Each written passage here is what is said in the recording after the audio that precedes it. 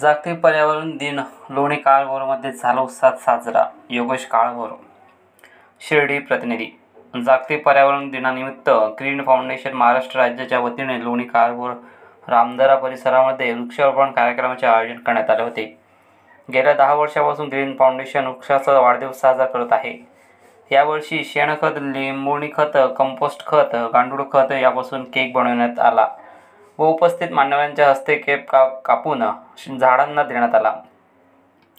या नाविन्यपूर्ण उपक्रमामुळे पुणे जिल्ह्यात झाडांच्या वाढदिवसाची चर्चा रंगली आहे. तसेच पर्यावरण दिनाचे औपचारिक साधून रामदरा डोंगरपाय येथे 11,000 वृक्षारोपणाला सुरुवात करण्यात आली. यामध्ये वड, पिंपळ, कडुनिंब, पळस, अर्जुन, जांभूळ, आवळा, आंबा अशा जंगली व फळ वृक्षाची लागवड करण्यात आली. तसेच झाडाच्या वाढदिवसानिमित्त तीर्थक्षेत्र रामदरा शिवालय यांच्या वतीने वृक्षारोपण कार्यक्रमात उपस्थितांना महाप्रसादाचे आयोजन करण्यात आले होते.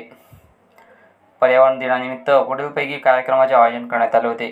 पावनवठे उद्घाटन, पक्ष्यांना धान्य प्राणी उपक्रम, मोफत आयुर्वेदिक वृक्ष वाटप, वृक्ष संवर्धन, जनजागृतीपर मार्गदर्शन, पाणी अडवा पाणी जिरवा उपक्रम, स्वच्छता मोहीम, गरजवंत मुलांना शालेय साहित्य वाटप अशा बहुतांश उपक्रमाचे आयोजन जागतिक पर्यावरण दिनानिमित्त करण्यात आले होते.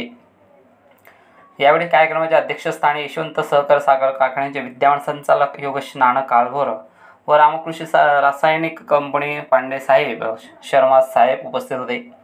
यावेळी Green Foundation, Royal Support Academy, वन विभाग लोणी काळभोर, गिरीश विमा Trust Loni Kalbhor gram panchayat, Hindustan Petroleum Corporation Limited, Magnolias Cake Company, Rajendra petrol pump यावेळी उपस्थित होते.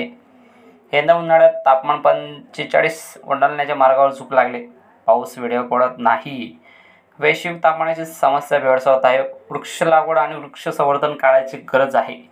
जमिनीसाठी, सत्तेसाठी नव्हे तर पाण्यासाठी माणसात युद्धे होतील. आज जेथे तेथे इमारतीचे जंगले दिसत आहेत. सिमेंटच्या जंगलात मुक्त निसर्ग सौंदर्याचा शोध घेणे म्हणजे जणू वाळवंटात हिरवळ शोधणे. आजचा माणूस खूप कर्तव्यशाली पराक्रमी आहे. निसर्गाला लागणारे घर फक्त मानवच थांबवू शकतो हे अशक्य नाही. माणसाने या बाबतीत अंतर्मुख होण्याची वेळ आली आहे. एका बाजूला झाडे लावा, झाडे वाचवाचे नारे पिटतात आणि दुसरीकडे माणसंच झाडावर आघात करतात. झाडांना आपण सोयरे वनचरे म्हणतो ना, मग त्याची काळजी घेणे हे आपले आद्य कर्तव्य आहे.